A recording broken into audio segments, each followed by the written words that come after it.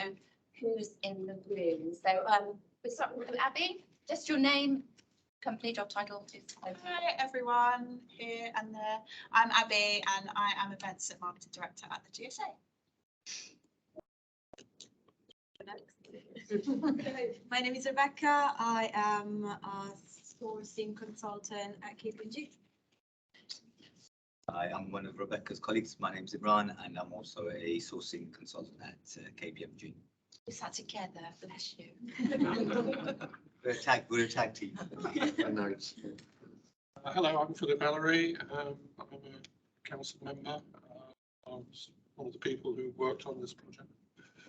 Afternoon, everyone. I'm Jason Roberts, the founder of Collider International. Hi everyone, I'm David Jones and I'm at Clausify. Amanda Hall, General Counsel at Everyone TV. Louisiana, one of Amanda's colleagues, also working at the TV. Thank you. Hi, I'm Chris Bates. I'm a partner at Ashurst. Terry will be Chief Exec at Open Dialogue. Hello, Mark Richard. I'm a partner here at RPC. Welcome to our building. Thank you for your hospitality. I'm Michael Breen. I work with Indigo Pre-Media, sourcing company based in London. I work with the GSA and I'm a marketing assistant. Will Rosen, a Senior Associate at Bed. I'm Ben Roach, Senior Associate at CMS. Fantastic. Welcome to everybody in the room. And if we can go to our online guests. So I'll call you out by name in the order I can see you. So Attila. Hi, welcome everybody. My name is Attila Shuaida, Managing Director of C Sourcing Limited. Thank you. My eyesight's not good enough. Jonathan. Hi everyone, Jonathan Greenway. I'm an associate actually here at RPC as well, so I'll join Mark in saying welcome, even though I'm not there with you. You're working remotely there, Jonathan, or? Remotely, yes. Sorry to miss it. Okay, thank you. Charles. Hi everyone. I'm from a company called ELS Customer Experience, South African BPO. Oh, great, welcome. And Lena. Good afternoon, everyone. I'm Lena Rosenio, CEO of DeGraph Management, or DGM, and we're property and asset management tech specialists. Thank you. Thank you. And Ian. Good afternoon, everybody. I'm an independent consultant, having left Gartner a few years ago and not being able to settle down in retirement. Excellent. And Hal.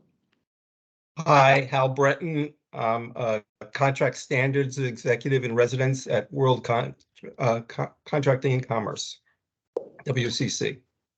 Fabulous. Right, we've got a really broad, brilliant mix of people here today, and I think it's going to actually lead to a really interesting conversation. I want this to be fully interactive. I'm hoping you guys can hear us all perfectly well remotely. Yeah. Coming through fives. Yeah, excellent. Yes, we can.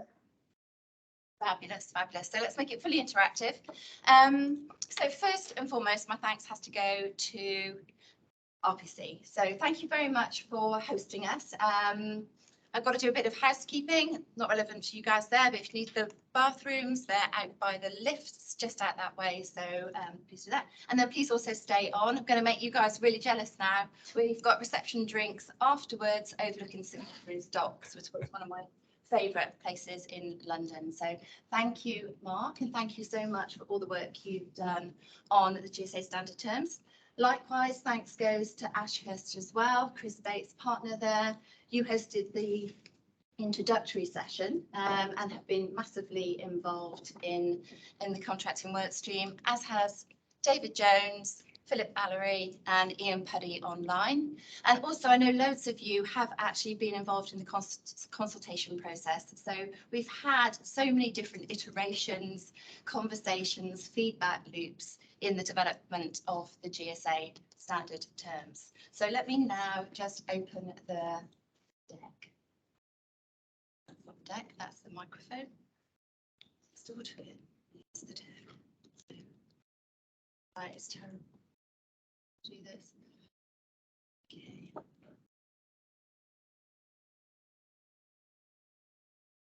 Right, can we all see that fine? Great stuff. Cool. So here it is. Very beautiful. This is at last 18 months, over 18 months in the making. GSA standard terms. It is our professional services and IT framework agreement. It's a bit heftier than we originally wanted it to be. So we set out with the idea that maybe we could probably get it down to about, well, started off with this hefty idea that it would be about 6 pages, but they soon creeped up. The reality of it is we have got it down to 58 pages, but that includes lots of definitions, lots of SOW and some change request templates as well. So I think the meat of it is about 40. Yeah.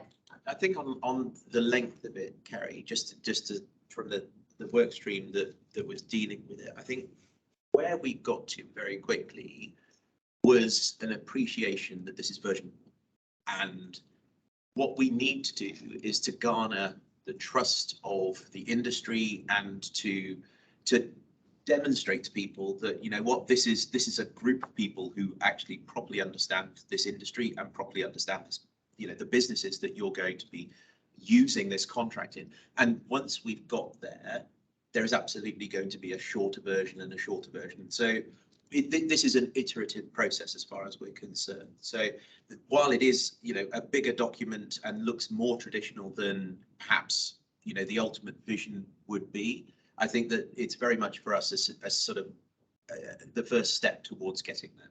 Yeah, absolutely. So we have got version 1 blasted very clearly across the front of the document, because we are very mindful that there is going to be ongoing iterations of the document. So just to give a little background as to why we embarked upon this initiative. So the GSA has lots of different work streams. Active work streams at the moment are the work that we're doing for the Council of Supplier Diversity UK on supplier diversity, a work stream looking at agile sourcing, a work stream looking at impact sourcing, lots of different topics in addition to all of the traditional best practice that you'd expect for sourcing. And obviously we have the contracting work stream. The contracting work stream has been running for a number of years, and we've been brainstorming different initiatives that we'd like to undertake. There's been lots of blue sky thinking several years back, looking at how we bring blockchain into the contracting process. That's kind of been left on the side for a little while at the moment. We've been looking at the relational contract, but the main body of the work for the contracting work stream has been this. It's been looking at industry standard terms. And basically the backdrop was very much that lawyers, contract managers, you know, the buyers, the businesses have felt they've spent so much time negotiating terms that really don't need to be negotiated. And we all thought there must be a slightly better way of doing this. Now, to begin with, I thought that this would be coming from the business. It might be coming from smaller providers, but the support, as you can see from the people in this room, has absolutely come from the law firms themselves as well. I thought that you probably think we'd be eating into your revenue stream if we actually standardised any contracts, but that wasn't the case, was it? I don't know if you guys want to say why you've got involved in this process. I suppose we got involved because we agreed with it, in a sense that we could spend a lot of time negotiating and discussing points that are pretty standard and have very limited parameters in which they operate. And actually the things that tend to go wrong in contracts are often not those things. So if you've all got a different version of a notice clause or a variation clause, actually it's rarely that causes disputes. It's about what the commercial transaction is, describing the services, getting the pricing right, whatever it may be, less so on the legal things. So the reality is certainly is you're on the less complex end of the spectrum. It's where we're sort of aimed at rather than a really complex outsourcing deal, for instance. You can standardise it without actually diminishing the input you can provide as a lawyer or as a business person. Yeah, I think Marty's a really good point there that I think has been very much a theme for us during the course of this, which is that there is very much a spectrum in terms of complexity of transaction, in terms of sophistication of counterparty, all of those sorts of things, and there will always be the big, ugly, complicated deals sitting at the far end of that spectrum, which require, you know, the sort of the input and the detailed comments and the extremely bespoke contracts. At the other end of it, where we thought actually the most bang for our buck would come is helping out people on a sort of more straightforward contract, or indeed people who maybe are in a smaller or medium enterprise, kind of those people at that end that don't necessarily have access to big expensive law firms and lots of money to burn on contracts, and actually helping people at that end of the scale. It feels to us like it's going to be a better use of the GSA's time and a better use of the GSA's resources to create something that can be trusted within the industry and actually improve the ability of those sorts of industry participants to get into the larger contracts that they may otherwise be out of their reach, but also to speed up that process to really get to the important bit, which is the people actually delivering the service, rather than wasting time talking about the sort of the legal niceties. Yeah, absolutely. And I think I mentioned one of our work streams is the Council for Supplier Diversity UK. There we have worked, and it's such a hot topic at the moment, and Jason, you're testified to that, that all of our major enterprise buyers are right now grappling with how they bring more diverse suppliers into their supply chain. But at the moment, there are so many blockers to actually engaging with these diverse suppliers. So we're putting this forward as being a solution to, as you said, enable more diverse, smaller companies to be able to engage with enterprise buyers, knowing that they're engaging on fair and balanced terms. So that's been a big driver for us as well. So just going through very quickly the stages of the process, and I'll leave it to those involved in the process to detail that a little bit more. So we really wanted to create a little bit of a negotiation, really. We actually asked these guys to, I don't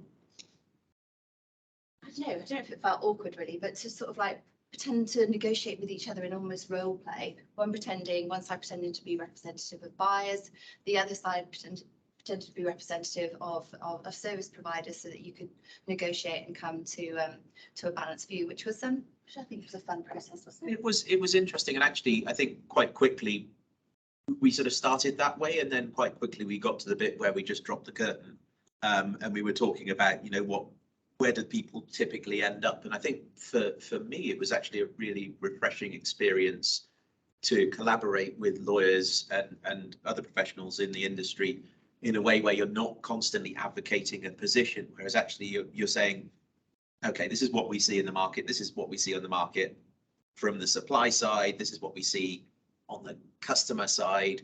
This is taking the mickey a bit. Maybe we go this way. And actually, it was a very refreshingly collaborative process in that respect to arrive at positions that we thought were broadly reflective of a reasonable middle ground. With the end game being that we would, start with a middle ground so that people could reduce the, we've effectively undertaken the sort of time and effort that they would otherwise have to undertake to reach that place. No, I agree that it's quite interesting when you read it again, having been involved in it. Your natural tendency certainly as a lawyer, is to adopt one side or the other. So you'll sometimes look at a clause and go, that feels a bit strange, because we tried to go in the middle at a sort of natural balanced conclusion, which we may not have got right in place. So we felt was right, but you do have to sort of get that mindset when you're reading it to say, trying to get me to the end game faster, or maybe even sign it as it is, rather than start from one end of the spectrum and move gently towards a more middle ground. I guess if you're in a large corporate that always uses your own paper and always wins the point, maybe it's more difficult to adopt it unless you're dealing with an SME perhaps. But if you want to try and speed up the process, it does start, we think, roughly in the middle. Yeah. So if we just I was going to say, I think it's an important thing as well to keep in mind here in terms of context, is that we have a special condition mechanism. So we've created what we think is going to be the landing point in 70–80% of the cases. But what we're not trying to do is dictate how a deal must look. You have absolute deal flexibility always using the terms, but we put in a starting point which we think will hold for 80% of the time. But the ability always, if the deal specifics require it, to overrule all of that and put in a special condition that says, I don't care what the standard is. I'm going to be unreasonable because that's my prerogative, that's my bargaining power, and I'm going to put in a special condition here that gives in any breach indemnity. But the point is that that's called out as a special condition. You can see it, so it's very clear. It's not hidden away anywhere. just to go through the different stages that we took, and then we'll actually, if we can discuss a little bit about how we started off thinking we were going to do a master services agreement, and then it was going to be big outsourcing arrangements, and we ended on the professional services and IT framework agreement. But I'll talk through Sure. points. Yeah, well, why don't I kick off and then you guys jump in. So the ask at the beginning was create a standard document, which is a very wide brief, because obviously we needed to understand very quickly what standard document are we creating, because as everyone around the table knows, there's myriad different options there, depending on the complexity of the transaction, depending on the technology that's involved in the transaction, depending on whether you're providing services, whether you're providing goods, what time sensitivity. There's so many variables within any given commercial arrangement for sourcing that it's too broad a church for us to create something that pleases everyone all the time and is a suitable thing for every deal. So very quickly, I think we decided that we needed to focus down on what it is that we wanted to do, and where, to the point I was making earlier, where the GSA would get most bang for its buck. You know, how would we help most people, and which document would create that help? So that's the discussion that we had initially, and that helped us to align on what it is that we were trying to achieve. And from there, I think it was a question of, it's always a lot easier, particularly for lawyers, to criticise drafting that is on the page rather than to create the drafting in the first place. So there was some really good heavy lifting from various people in the team to really sort of get something down on page to begin with, to allow us to go, well, actually, I don't agree with that, or I do agree with that. And aligning ourselves on that, I think, you know, we were looking at very quickly, as I said, we talked about the idea of the mock negotiation. We tried that a few times, but I think we found it just most efficient for us to just talk about our respective experiences and, you know, what we've seen in the market in our various sort of roles within the sourcing industry, to kind of arrive at, okay, actually, most of the time we think this is right. And so we had a sort of drafting by committee, which, you know, is never an easy thing for many reasons, but actually I think there was a really good collaborative spirit within the team, and it wasn't as you know, sort of difficult as it otherwise could have been because of that, which is really you know, a great thing to have had. I agree. I think it's very difficult to work out, as you say, where in the spectrum you aim for. If you aim too low, you actually don't give much benefit to the wider industry. So if all you did was standardised an NDA, left it at that, and that's nice, but it doesn't really move you very far forward. But you certainly can't go down to the more complex end to start with. I've seen master services agreements from some institutions that try to do everything, and it's just so complex, you can't wade through it. So it's finding that sort of balancing point. We had quite a lot of debates about, should it be a framework agreement? Should it apply to group companies that are buying or selling? Because as soon as you start saying yes to some of those questions, the document gets more complicated. We did decide we would make it a framework. We thought, actually, ultimately, you know, if you're going to get the most value out of it, it needs to be something you can use with a particular customer and supplier more than once. So we have gone down that route of, I think we called statement of work, didn't we? Yeah. As a model, but you could just use it as a one-off if that was the case. That's probably made it slightly longer than maybe the idea. We also, I think we set out with the ambition of trying to do the opposite of what lawyers do, which is make it easier to read and to simplify the tone and the language. Again, I think we're in version 1 of that. I think we've done that in places. So it might read slightly differently in a slightly more plain English way in places. I don't think we've got the whole hog on that by any means. We actually did. We did have a phase of trying to redraft a number of the sort of more traditional clauses, yeah. And so that work is in the bank on some of it. But to the point that we were mentioning earlier, I think this is an iterative kind of journey that we're on, and I think going from nothing to here's, you know, a 6-page plain English document, we felt it was just bit of a sort of too big a quantum leap. I think that piece is important because there's a lot of feedback we received, particularly in the third item there on the slide about when we were consulting with industry. And I think a lot of feedback was around making the document shorter and more succinct and plain English, etc. And it's difficult because this is a journey, right? This is asking lawyers and asking professionals to deviate from a very well trodden path that they got a lot of security and comfort following. So we thought, as we're already making quite a seismic leap in going to standardization, let's try and make other changes as little as possible so that there's one sort of seismic change, one sort of step change at a time.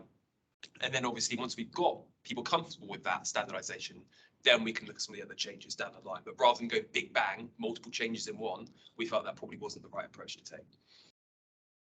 But yes, to the document style and language, we have, rest assured, had a number of meetings about contract structure and you know what, let's maybe put the things that are generally at the back at the front, and make things a bit more logical for use by people who aren't lawyers. And the challenge, of course, is that lawyers are so used to seeing documents in a specific order that, again, that's sort of a challenge to the perceived wisdom, but I think ultimately one that will be worthwhile, and certainly something that we've got, I think, in along coming down the track. Because when you're, when you're in the sort of the delivery phase of one of these contracts, you actually have to look at what you're interested in.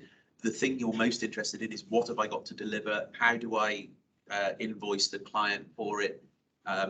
What if I'm the client, do I have to pay? Those sorts of things are the most important and interesting things to you, not the definitions clause that runs to 40 pages or the liability clause. Those things are rainy day issues when things are going wrong. What we really need to be doing is focusing on the 95% of the time when things are going right, and we need to actually deliver the project. So that sort of reimagining and reordering is, again, on that sort of another step change that we feel is appropriate to do once people have adopted and are becoming comfortable with our document.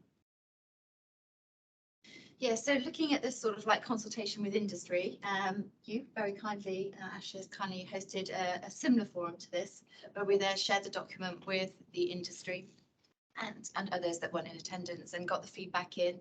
I don't know whether David or anybody involved can give some headlines as the sort of feedback that we actually got from the industry that helped us kind of come to where we're. Yeah, I can kick off. Yeah, so particular thanks. There's been lots of people who've contributed, so thank you, some of them in the room, so thank you very much to everyone that has. There's 3 organisations there we've listed. We've got some feedback from them, been very, very helpful. Hal, I hope you don't mind me calling you out here, holding us to task on making sure we are trying to make it as short and succinct as possible, and that's a challenge you put front of mind, and it's very good that you have, and we've definitely tried in places to cut some of the content out where we felt we could. So this is how I think yours was primarily around holding us to sort of task around length. That was sort of one of the main things that we took from your very, very helpful and extensive feedback. So thank you very much for that.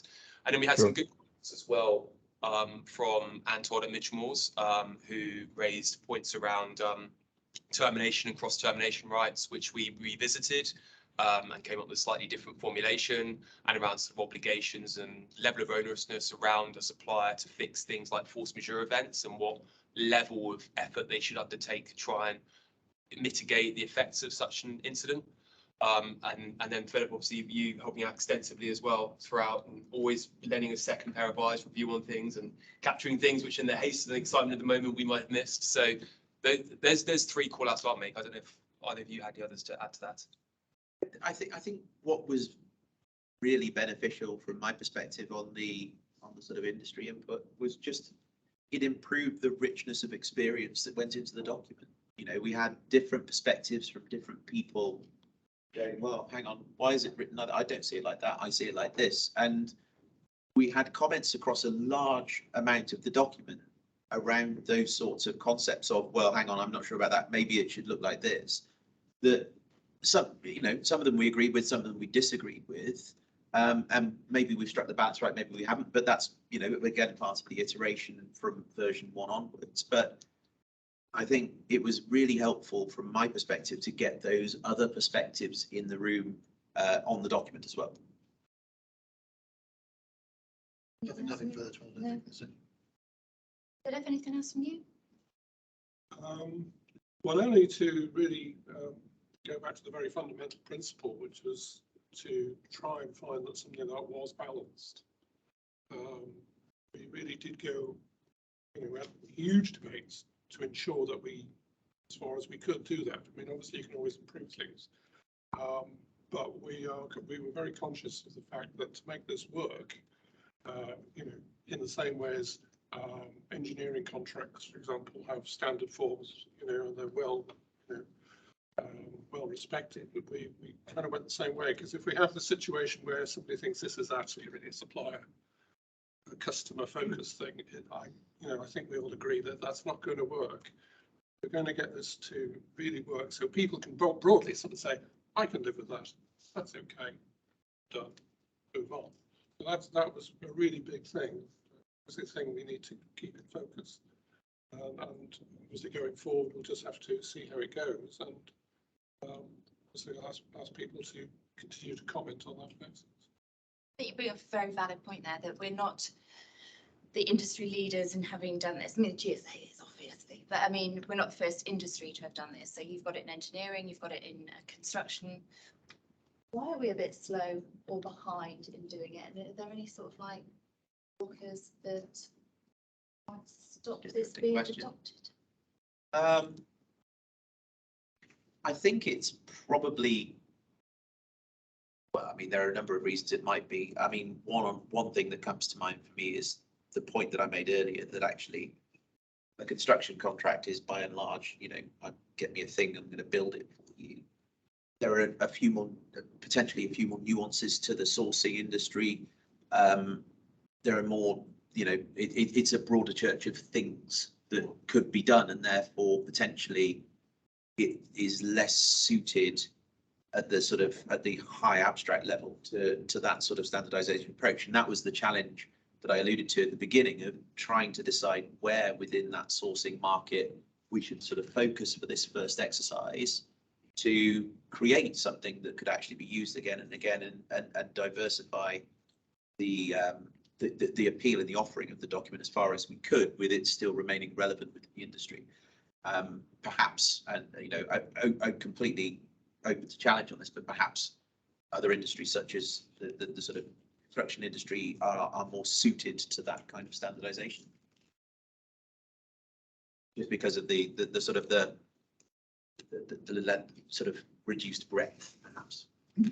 Yeah, and it's probably also easy not to have done it. In a sense, everybody's probably can find a service contract. You can get one off PLC. You probably got an IT service contract or general services contract.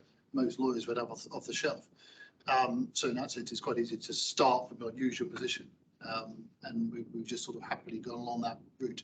This is trying to change that dynamic and move from either a pro customer or a pro supplier contract to something in the middle of it.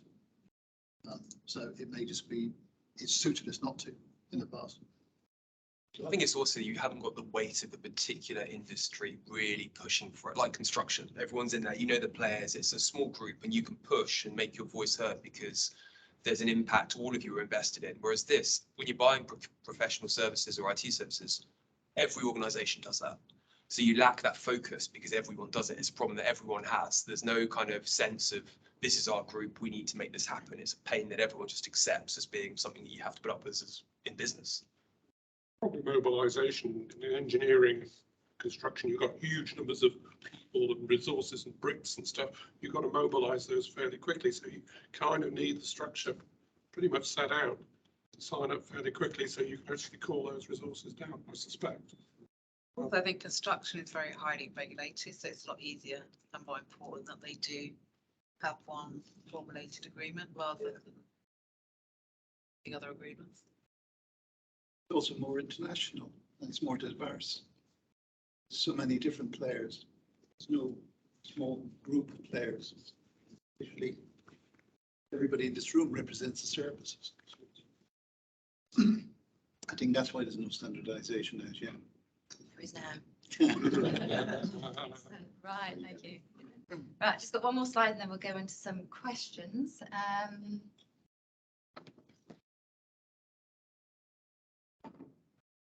find the slide, actually, one thing this is not tailored to regulated businesses have got laid out of requirements. So haven't attempted to make it overlay some requirements.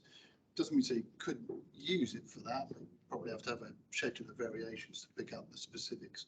We just decided that was simply too hard and to try and do that. And actually, probably using it on the customer side and probably on their own paper are going to be the hardest people to persuade to adopt it in realistic terms. I have got more slides, but for some reason I'm not allowed to show you them. Right, I'm going to stop sharing and reshare and see if that works. Sorry about that. There's always got to be one technology glitch, hasn't there?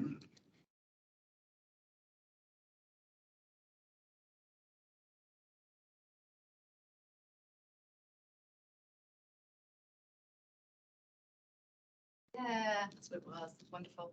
Okay, so I think we've covered most of this, haven't we, in terms of what the format of the document is, but there are four elements to this overall agreement. So we've got the NDA, the GSA confidentiality agreement, which probably is the most simple agreement to standardise. Then we've got the professional services and IT framework agreement, which can be used across any industry, can't it? You know, it really is going to be promoted to be used very diversely. So then we've got the statement of work we've given a template for. Perhaps you want to build on this, and then to ensure completeness, we've also put a template for change requests in there. So I'll hand that over to my legal experts to actually make that sound much more sophisticated than I've made it sound. Yeah, I mean, just I can kick this off. So the NDA, confidentiality agreement, is really, that's to sort of dip your toes in the water. Because I expect there's people on the call in the room here who are still a little bit skeptical about standardization. And that's really the sort of entry-level document. Give it a go and see how you get on. We thought it's important as part of the document suite to have, but also it is fundamentally a stepping stone for people who want to dabble with standardization, see how they get on before committing to perhaps a more more lengthy and paid services agreement. So I think that's the reason we've got that there. I think it's important to make that point. And then really the three elements of the framework agreement, the SAL change request, really is about making sure that we really lock down high fidelity adherence to the GSA terms. Because as many of the lawyers in the room will know, you can have a framework agreement and then a SAL which is substantially in the form of inverted commas, but actually completely avoids some of the protections and measures that you have in the framework agreement. So having a mandatory sort of setup and structure of the SAL means that people do ensure this high fidelity compliance with the terms of the framework agreement. And that's the same with the change request. There's no ability to add in any funky areas that people haven't seen before. It's all about consistency and making sure that people have the comfort of that document coming through being exactly what they expect it to be each time. It's about creating a document that is reliable and reusable. And so, you know, in terms of the sort of the statement of work and framework agreement structure, what we've sought to do is, you know, it will be familiar to anyone in the industry who's come across these documents. We've created something that says, okay, it's a one and done. Once we've agreed these terms, there is simply then an ability to call off other services when you need them with minimal fuss, minimal effort, such that you don't have to go through the big negotiation of the liability caps and the way the charging structure works and all the other, you know, sort of things that bog down negotiation, because you've done it once and therefore you've got it sorted. So in creating that structure, we've created something that hopefully once you've got the framework in place, you can simply reuse the SOW, reuse, and it opens up that channel of minimal contractual interaction, maximum, you know, commercial interaction. I think is really the sort of the destination here. Absolutely. That's anything, Mark, to add on? No, it goes that summed it up beautifully. So this is just the beginning. Obviously, this is version 1. It's going to be fully iterative. There's going to be more documents that we're going to be adding into the suite. I think one of the next ones that we're actually looking at is looking at a freelance agreement, because of this whole world of open talent and the talent crisis that we've actually got. The requirement to bring in, you know, diverse and individual talent is really huge. But yeah, at this point, I wanted to sort of like pause, ask if there were any questions, and then actually open it to, are there any requirements of what we should be doing next? So One question if I can. So it's Jason Roberts again. Does the agreement include privacy policy as well, or is that a separate document perhaps to come in the future? You mean specifically from a data protection privacy policy? Privacy policy, correct. It doesn't include a privacy policy now. So if that's a document that is of interest, then maybe that goes straight to Kerry's second question, which is what else could we be did doing? we work already, Jason? Well, that's my came right. In the policy or data protection clause. Privacy policy. Oh, interesting. I don't know.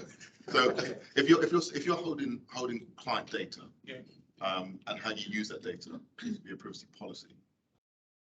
Perhaps used to, yeah, how would you use Depends that? whether you're the controller of the processor, but It does include the standard terms between a controller and a processor, just for handling and processing data. It doesn't incorporate the model form clauses for export, because it says if you put that in, the thing would be 75 pages long. And it doesn't go into policy detail about IT security and how you handle things like that, which would be typically dropped in a schedule or something, or part of a statement of work. So it's got the sort of what you might describe as the bare minimum for Article 28. It's got what you would typically consider to be the sort of straightforward position of, I am providing you with services. Those services involve me obtaining and processing your data which you control. I agree that I will, do so in accordance with your instruction. That sort of level. What it doesn't go on to do is to say, by the way, here are my instructions. This is the way in which I like data to be processed, or these are the rights or the ways in which I would process a customer's data or an individual's data. That's what I understand. Privacy policy. That's the privacy policy. Correct, yeah, that's what I'm thinking. Yeah. So that is obviously that will move from institution to institution, and there'll be a good degree of overlap and commonality between them as to what their privacy policy will say. Different institutions, organizations will have different preferences as to how they set themselves out as handling their clients or customers or individual data. And that's not something that we've endeavored to sort of get into in this document. What we do have is GDPR compliant data protection clauses. So in there, for example, in the SAL, there's a space to put in the categories of personal data you're going to be accessing and the protocols that will apply with respect to those, whether it be encryption at 256-bit, whatever it may be. Those actual measures you can put in the SAL. And so we do have spaces for you to put in privacy protocols that are GDPR compliant. But it's not a privacy policy. It's not a policy. So therefore, some probably still need a second one anyway. So I view a policy as a sort of internal document that you have, controlling, your staff sign up to and that they adhere to, basically. But this is a party-to-party set of requirements that govern the transfer of data from one of those parties to the other and the steps they'll take contractually to make sure that's protected. This is effectively the implementation of that policy through specific instructions to a processor. So if you think of it as I have my as the customer who controls the data, I have my overarching policy on how I want to handle the data. My interaction with the service provider is going to create touch points with that data, and I want to instruct them on how I'm going to want them to process that data for me so that I am compliant with my own policy. And so what we're doing within the SAO is saying, okay, here are the specific examples of, or the specific ways in which I want you to transfer the data that is being transferred to you. Okay, so I can take that off my to-do list then. Rephrase it so it's still there. Any other questions or observations or requests? If a client comes to me and asks for an NDA and increasingly a DPA, I'll go to one NDA or one DPA. which is kind of like becoming the industry standard. How is this agreement kind of benchmarked against that, or has it? Or Yeah, against that? good question. So David was involved in both the one NDA as well. Yeah, I was sort of, when that was being run by the Law Boutique, I was sort of looking at what they're producing and the drafting and stuff. One of the things, and there's no right or wrong answer, and I'm absolutely not in any way, shape or form critical of or saying anything that's derogatory to the one NDA. But one of the things I personally felt, and I think we allied ourselves, was this fundamental importance of special conditions. And it's something that really I think is absolutely essential if you're going to do standardization. And that is not to say this is what an agreement looks like and you must populate forms A, B, C, D, and E, and that's your document complete. We have a space for special conditions, even in an NDA. And the reason I say that is because there will be organizations who have been stung before from, finance is a good example. Finance industry, an organization that's been stung and always requires in an NDA language around insider dealing. But it's just a policy. They have to have that in every document. Now, the iteration of one NDA that I've seen most recently doesn't have the ability to add that as a special condition. Obviously, you can use that as a special condition in the GSA NDA. So that's the main point differentiation there. But both very valid standardization movements. It depends if you want that flexibility to cater for anything, which is exactly what we've created here, or if you're very happy that you are looking purely vanilla, there's nothing at all funky, in which case you could consider both equally. I've got another question for Ken. So for a supplier to sign up to these terms, do you have the capability for them to display that they have signed up to or agreed to standard terms, and therefore a corporate is already can really, I guess, see it as a buying signal, send a buying signal that they be happy to do business with the organisation? Because within By magic. well, okay, go on. That was. You're very good. No, that's that. Yeah. Yeah, so what we are doing is we are trying to really promote this whole adoption of standard terms, fair contracting. So we have got badges sorted out for organisations that will be willing to stand behind the fact that they are actually adopting the standard terms. So your bronze, if you're adopting the confidentiality agreement, the NDA. Your silver, if you're adopting the confidentiality agreement and the professional services agreement. And then you'll be gold if you're adopting the entire suite when it's kind of ready. So I have a follow-up question, but we'll do that after. So we really are trying to get that out there. We've been running a survey recently, and I don't know whether now is the time to actually look at the top level stats, but we wanted to find out how ready the industry was to actually adopt standard terms. So have you got the headlines there, Abby? Yeah. I just want to move on. Can I just ask? So you said it's kind of not to be used for large, long-term, complex outsourcing of IT services. So just a few examples as to what it would be really practical for in general business terms. Sort of live examples of the kinds of services.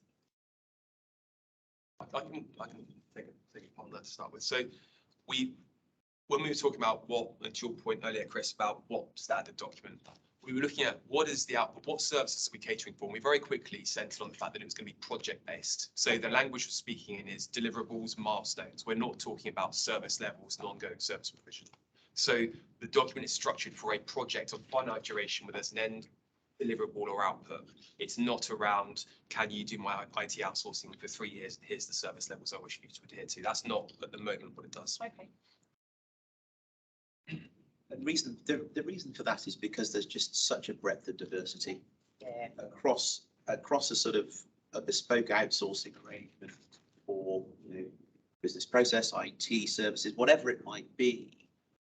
There's so much variation there, and that's one of the reasons why even with this contract, which is aimed at a more straightforward relationship, that's why it's so important to have the variation through special conditions, so that if you try and straitjacket a single type of contract in this industry, it won't get used because it's not going to fit most of the use cases. And so to create that sort of foundation contract with the special condition flexibility was paramount to creating something that we thought was usable. So we're going and presenting the work that we're doing at, who knew this existed, but there's an association of associations. So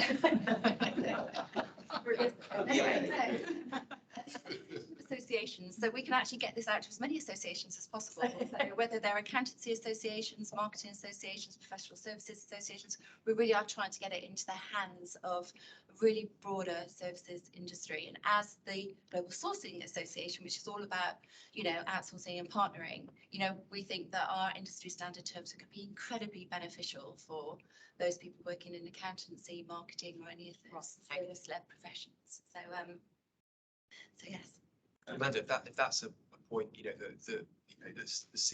get a sort of test of other people's direction as well. But my thinking is potentially one of the things that could be on our roadmap is a bolt-on type thing, or additional clauses that do enable that flexibility for an ongoing service as opposed to a finite project type service. That might be one of the things we do look at, because a lot of the clauses in there, particularly your boilerplate and things like that, will be common. It's going to be more around the liability calculation, what success looks like. There's going to be some bits to change, but there'll also be a lot of the stuff from that document that we can probably use substantially. And I was focusing on the IT, but actually it sounds like it's got a much broader application for things like marketing, consulting, absolutely, which would be really useful. I have a question. Oh, sorry, go on. Oh, I was going to make a few comments if I could interject. First, I wanted to express my disappointment that I won't be able to join you for drinks afterwards. That's a shame. I would have liked that. Second, I applaud the work that went into this, but I know the number of hours that were spent on this. And it was truly a mammoth task, and you all deserve kudos for that. So my congratulations to getting this across the finish line. It was a lot of work, I'm sure. I also wanted to applaud the work that we did jointly between GSA and World CC. Not only in terms of your use of the contracting principles that we created, but also just the collaboration across associations is a great example, as was mentioned before, of associations working with each other for the common good of common membership, etc. It really helps the industry. It's a great thing, and we should continue doing that for a long time. So it was a great first step together, and we should continue along that road. The question I have, though, for you folks is how will you know whether this document was successful or not? There needs to be some tracking of who uses it, how they use it, and feedback. And we at World CC have difficulty measuring feedback on our contracting principles. And we recognize how difficult it is to get that feedback, but somehow or other, you need to be able to measure that in order to define what the next steps are in the journey for this document. And if you have some plans, great. If not, perhaps we could work together in terms of coming up with ways of doing temperature checks in the industry as to how it's received. I mentioned a number of times that my primary concern is length of the document. And I recognize the fact that, you know, you say that lawyers are used to seeing documents of this size, but when we measure what business people want, they want brevity, they want speed more than they want completeness, frankly. And it would be a shame if all this work went into this document and then people took a look at 40 pages of basic terms and conditions and just put it aside. That would be a shame, and I think we all recognize that. So the question is, for a 50,000, 100,000 pound transaction, the businesses want 40 pages. And I think everyone agrees probably not, but how do we leap from this document to the next one so that people just don't put it aside and look for better choices? So I think that's a challenge that GSA faces, it's a challenge that World CC faces, is how do you deal with the business demand for speed? Can you get I think my question probably follows from that, if I may, and I know there was probably another question in there about tracking, but you know, the perspective I come from is as the leader of a early stage technology business, and therefore as somebody that has to, in order to deal with an enterprise buyer, go through the pain of contracting in a way that I don't have resources to support. I don't have a legal team, I don't have in-house counsel. I have to go to the likes of these gentlemen and pay for their services to have them contracts. That's expensive, and it makes it difficult to operate in an agile way. But my question, as a follow-up from Howes, is really, you know, is the intention, therefore, I'm just sitting here reflecting on this, but I'm going to throw it out there as a question, is the intention that I have this document reviewed once and given a rubber stamp and then say, actually, it's okay, I'm going to use it with everyone that accepts they're part of the standardisation movement? Or do I even need to do that at all? Because who am I going to turn to review it the once that isn't the equivalent of you guys? So, you know, is your expectation that I would have it independently reviewed once for that to be done, or that it would be something I just accept and say, do you know what, I'm going to trust your judgment? Can I jump on that first point? What GSA is not, and what we are not doing in launching this document, is providing legal services or legal advice, and therefore you absolutely should not consider from a legal, and sorry to getting legal about this, but from a legal liability / you know, duty of care perspective, that the GSA is effectively in some sort of fiduciary role to the sort of sourcing industry at large. That's not what we're doing. What we're saying is, here is a set of terms which, in our view, represents a balanced and fair way of contracting within the sourcing industry. If you want to use them, you can use them. If you want to satisfy yourself that they are an appropriate starting point or an appropriate document for you to use, I would strongly recommend that you get someone to look at them and make sure that they suit what you need, because we are not offering that service. So and apologies for getting a bit lawyery about it, but it's an important point for the GSA that they are not, in putting this document out there, ending up with a whole bunch of people coming to them saying, you know what, I used your document and it didn't work for me, here's a lawsuit. You're That's saying, not what we're doing. satisfy yourself that it's fit for purpose. If it is, then adopt it, get your bronze badge and off you go.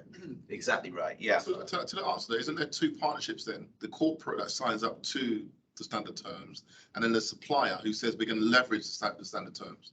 Therefore, there's no need for any further conversation. It's already been agreed. You know, the corporate has said we subscribe to GSA standard terms. Every lawyer in business knows that. That's done. The supplier joins through Classify or through the GSA, says we'd like to leverage and use those standard terms.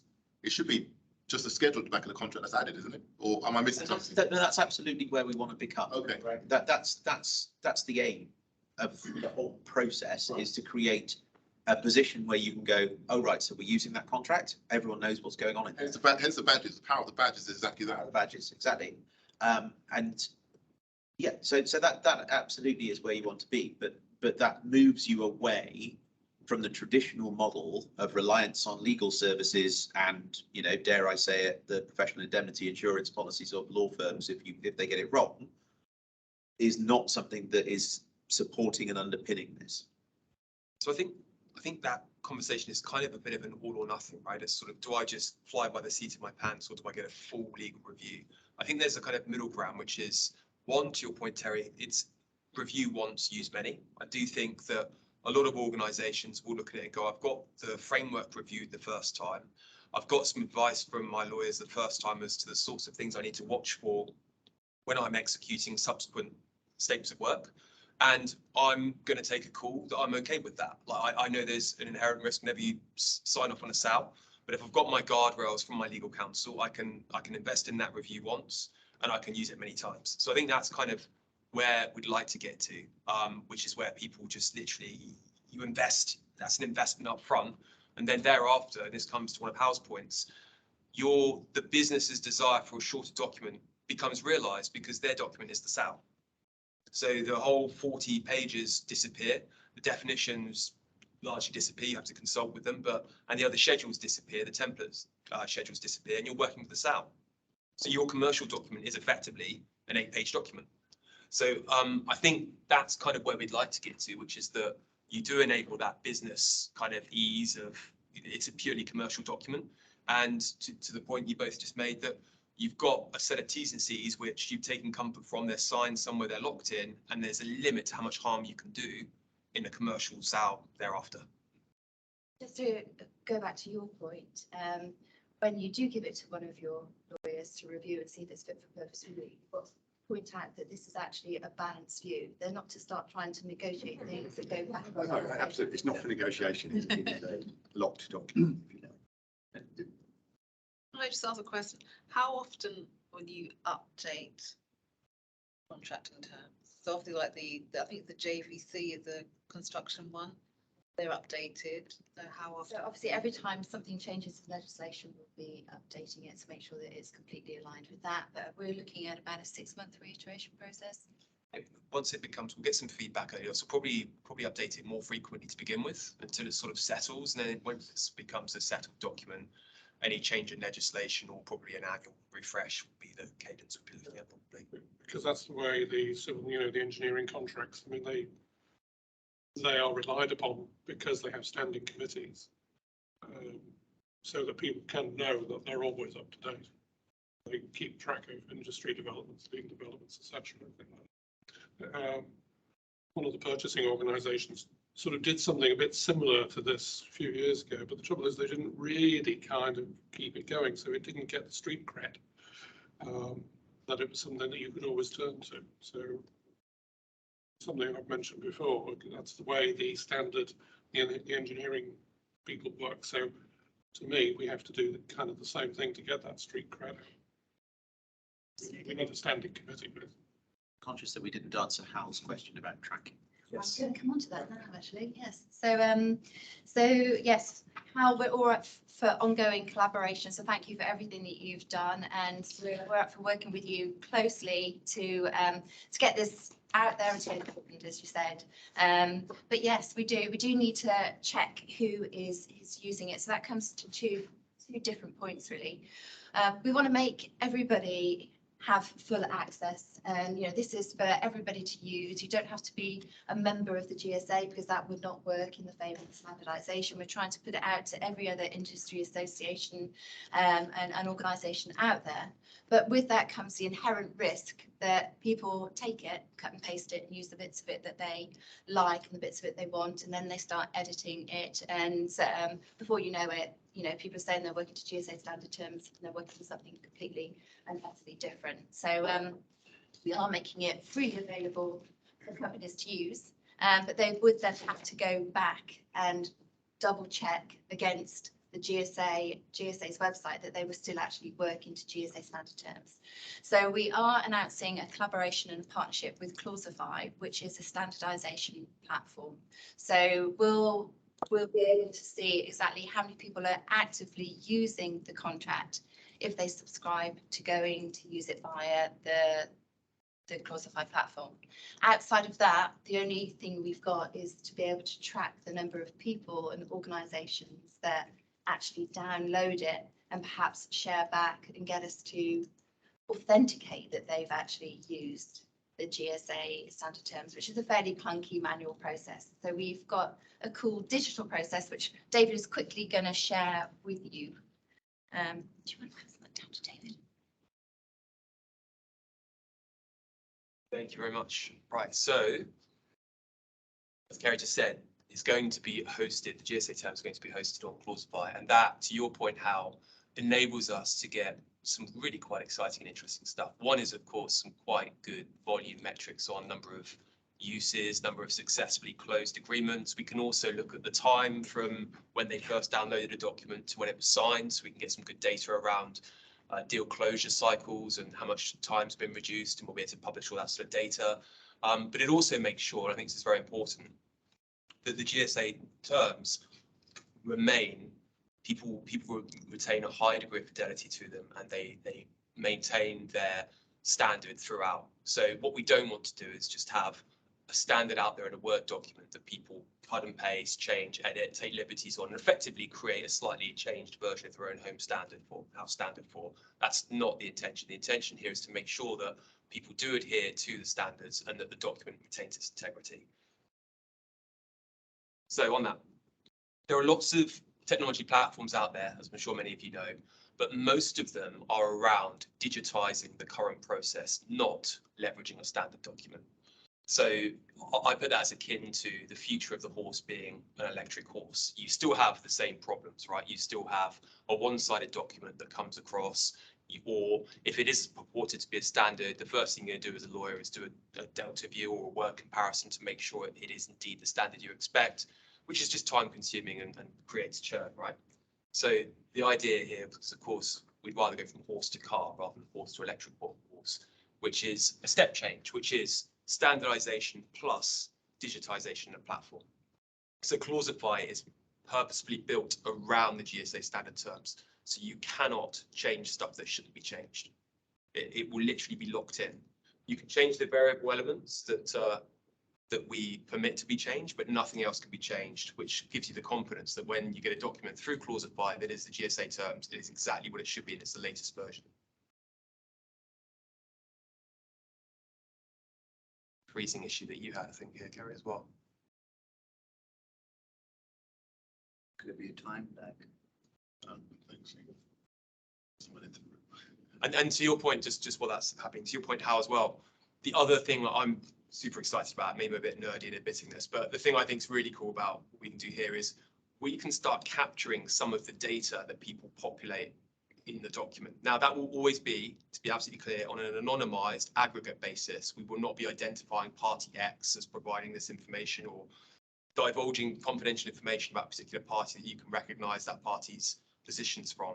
But we will be able to give insights to say, for example, over the last 100 agreements, we've seen that the liability cap generally is between X and Y as a percentage of fees. So that's those sort of insights will be really interesting, and we can capture them through the platform in a way that you wouldn't be able to do if you just given a Word document and said, off you go, use it as you wish. So this is what the kind of platform looks like. It's designed to be accessible on your tablet or on a PC or indeed on your mobile. I wouldn't necessarily advise going through a professional services agreement on your mobile, but the capability is there if you wish to do so. And so Clausify is basically a one-stop shop end-to-end process. So from creating your counterparties and creating your sort of environment, your ecosystem, to creating agreements, editing them, signing them. So backwards and forwards, you'll get track changes on documents like you would in Word. You'll be able to add comments, etc. And then you can sign the document through the platform and manage it thereafter, including through things like change controls, change requests, things like that. So the idea is close deals quicker, reduce OpEx, focus on the scope. I think, Mark, you made that point earlier that really we need to be focusing on the 95% of issues. No one sues someone to see if the liability clause works all right. You sue them because you didn't get what you paid for or something was produced that wasn't what you wanted. So it's focusing on those gateway issues to make sure that you don't have litigation in the first place. That's what we want to free up people's time to focus on. And in doing so, that does de-risk the process because you don't have to worry about your liability cap if you don't face a claim. So, and I know, Jason, you've got an issue close to your heart, enabling supplier diversity, because the current process is not one really that enables smaller suppliers with modest means, Terry, to your point earlier, where you get your standard RFP process is customer sends an RFP with their attached one-sided, heavily pro-customer T's and C's.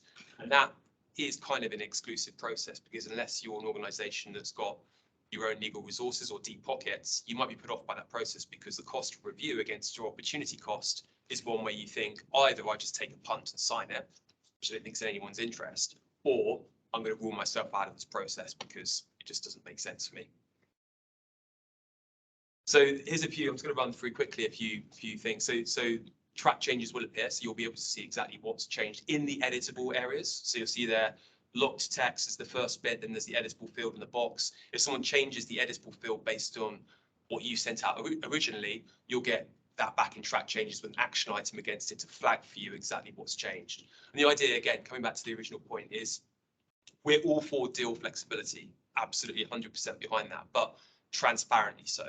We don't want things being hidden away where it shouldn't be. We want people to look at a document and say, I know exactly what I'm getting. I know exactly what I'm agreeing to. I'm going into it eyes open. Definitions. This is a kind of a smallish thing, but I've always, in my prior life as a lawyer, found this very annoying when you sort of, especially with a lengthy document, when you sort of do that whole judo chop thing and you go right to the end and you look at the definition, you go back and then you read on, you go, oh, got another definition, and you're going backwards and forwards. So we just have all the definitions as a hyperlink, so you can, in the particular clause, see exactly what it means by having the definitions pop up for you. Same with clause referencing. So you can just, when it says subject to clause X, I don't have to go back to it and then go back to the clause I'm reading. I can see them both in split screen, which I think makes reading it a fair bit easier. And version history as well. So this is quite neat. When we were speaking with our developers about this, I was actually really amazed that they could do this. And it was a huge value add, I thought, which was that, I don't know if any of you have negotiated deals and you're thinking, where was the stage where I agreed that particular position? And you're looking through a locally saved versions, you're looking back 10 November, no, it wasn't there, 30th of October, no, it wasn't there. You're trying to guess which one it was in. This will give you the whole clause history at the clause level. So whatever version of the document you're in, you can go into version history and you can see all of the different iterations at that particular clause level. So that saves you having to go through all your locally saved versions. And then you can create comments in here as well, which the default, I know Kerry, we talked about this, the default is that it will be hidden from the other side. So you can make internal comments and send it to a colleague.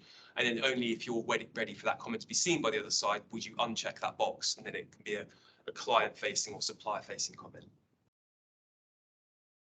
And we've kind of gamified it, right? So the idea is traffic lights red to green, right? Red is something you need to do, green is something you've done. So you kind of get that sense of progress as you go through the document. And then one of the other things is we've tried to kind of remove some of the tediousness of doing contracts. Where appropriate, we've asked some gateway questions. So, for example, are you going to be disclosing confidential information, or are you receiving it in an NDA? And depending on your answer, clauses will auto-populate in the document based on your responses. So that's a way of kind of making it quicker. And of course, you can sign it on the platform as well, and it will give you, as you see there, the person's title and the date stamped that they signed the document. And then you can see them all hosted online. The status of them, the green ones there are the executed documents. You can click them, you can download them in PDFs, you can save them in your own document management system if you have one that you'd rather use, or you can see that there's an action that's with the other side, you give them a nudge, or you can see that there's something actually on me that I should be doing, and I can go in and do that. There's a whole bunch of other stuff, which I won't bore you with going into too much detail on now, but that is kind of the idea, is to make sure that we collect that data, how that you mentioned. We have an idea of getting some insights into the contracts that people are signing and some of the data they're populating in the various different editable fields, and to make sure, first and foremost, that they're people who purport to use the GSA terms are doing so in an unadulterated way. It's a clean version of the T's and C's as you'd expect them to be, with nothing hidden or changed, naughtily with track changes accidentally turned off that we all have seen from time to time. I'll ask a couple of questions. Please. So do both parties have to be signed up to Clausify? No. The originating party. So you can send it to, you've got two kind of journeys if you like. You've got a journey if you are a Clausify customer, and you've got a journey if you're an external third party, if you like. And those third parties will get a link in an email to say, X has just sent you a document to review. Here's your temporary password, log in. You'll go through and make the amendments. And then when the document's signed, you'll get an email to say, here is a PDF of your signed version. You won't be able to generate them yourself. Yeah. Second question is, I think digitally, great. But in terms of printing, say I wanted to find the definition of, I don't know, agreement. Yes, you can click on the hyperlink, but if you're printing it, how do I see my definition? They're all still there. Yeah, so there's still a schedule with the definitions. Okay. It's just that we've embedded them into the platform so that if you're in clause, you don't have to go down to that schedule. You can just see them and it will pull from. Any other questions? The only other question is, what does that cost? So GSA standard terms are free of charge, and as I say, we're just going to try and make them as freely available as possible for everyone to use, but there's only one way of using them where they're completely locked. This is via Clausify. And I think it really depends on the volume of contracts that kind of go on through as to what the cost would be, but that's a question for you to answer, David. Yeah, so anyone here and has very kindly attended this session and shown their support and interest for the program can have the NDA functionality for free. So just register, go onto the clausify.co website and you can register, and immediately we can get you access to NDAs for free. For the service agreements, it will depend. Obviously, at the moment, we've got the one document suite. We aim to have more, but which suites you subscribe to in terms of document suites and the volume you're going to be using dictate the pricing. So it can be as little as 100 or a few hundred a month. It can be thousands a month if you're doing huge volume of deals. A month as it's a subscription model. Yes. But once you use the contract, as in publish it, approve it, that's 1 month, for example. If you've done a deal per month, it'd be 12 deals you could do. So it's the number of executed contracts that you use on there. So if you were to, because the contract is actually a sort of binding bit of the contract, if you like. The framework isn't a relationship kind of document, but the actual contract is where all the meat kind of lives, which is the sale, effectively. For companies that have already invested in CRM and other tools and don't want to start evaluating or determining compatibility with Clausify, and they just want to use the GSA document on its own, using its own system, their own systems, you won't be able to track that information, correct? You'll just have to rely on anecdotal information for that, I assume. And I wonder what proportion of your audience will go with Clausify versus just go on their own as they have in the past. Yeah, I mean, it's about a question how I think, so there's kind of two layers to that. If someone has their own document management system, the idea is to make Clausify a compelling option to have in addition to whatever they are using. And the idea would then be you execute the agreement through Clausify, which is your source of truth for the GSA terms and that integrity, high fidelity, sort of trust-based kind of system we talked about. But then you create a PDF of your signed document and then you save that into your local document management system alongside all your other documents. So the idea would be that it's not an all or nothing, they're mutually exclusive of one another. The two can actually work together quite well as a kind of hybrid approach to contracting. Yeah, it's a tricky one really, isn't it? Because we're going to put it behind a subscription. You've got to subscribe, you've got to put your email in to get it in the first place, just so we've got a rough idea who's actually downloading it, and so that we can actually keep those people that have downloaded it completely up to date with new versions, things like that. So we'll be managing that sort of thing behind the back of the GSA's website. But then it's really going to be on a relationship basis. It's down to the organisations to actually let us know if they are using it. I haven't got any other solution to that at the moment. No, I mean, I think there's going to need to be a degree of auditability as to the faithfulness to the terms in order to earn the badges, right? Because it's not going to be satisfactory if someone just downloads the terms, goes, give me, I'm compliant with GSA, and then starts tweaking things around the corner. So I don't know quite whether we've got a landing on how those two things are going to interact yet, but I mean, it's absolutely right to raise it as a challenge, Al, and it's certainly something that very happy to workshop with you in terms of what we might do. I think part of the answer to the question might be in the question that Abby didn't get to answer, which was what is the appetite among the GSA community, particularly the buying community, to actually do this? Because if there's a big appetite there because they believe in standardisation, then it's going to solve for itself. Okay, so from our survey, which we ran by email and over LinkedIn, 96% of respondents personally think the time is right for standard terms. 88% say their company is likely to agree to using standard terms. 28% were highly likely, and 60% were likely with persuasion. So that's a fairly high positive response rate at the moment. We want to get persuading, don't we? The survey, I think we've probably got about 60 responses, so it's not massive,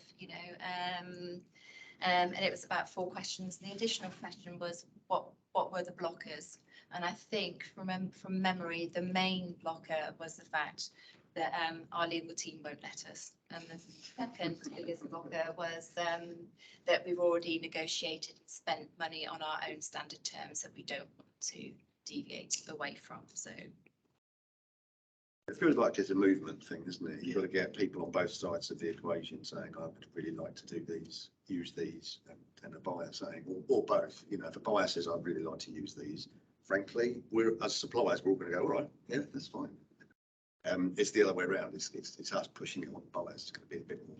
But this is where I'm kind of hoping this whole movement towards supplier diversity and all these really big brands, like, you know, Meta sponsored our last supplier diversity forum, you know, and they're one of many, many really big brands that are saying we're really behind supplier diversity.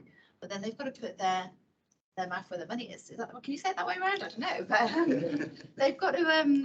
but they've got to stand by that and not be a contradiction in terms, in that they want to engage with diverse suppliers. They can't just do it by, and I'm not saying Meta is, I'm not calling them out as an example of somebody that would be abusive in their negotiation powers, but you know, these big brands really do have to move toward I don't know if they'll want to. It will just take 9 to 12 months, maybe 18 months for them to get it through their system and processes. So whilst we're out there evangelizing about what it is and what it does and how it helps, internally these corporates will have to be talking amongst themselves and agreeing to it, because and that will take 18 months pretty much.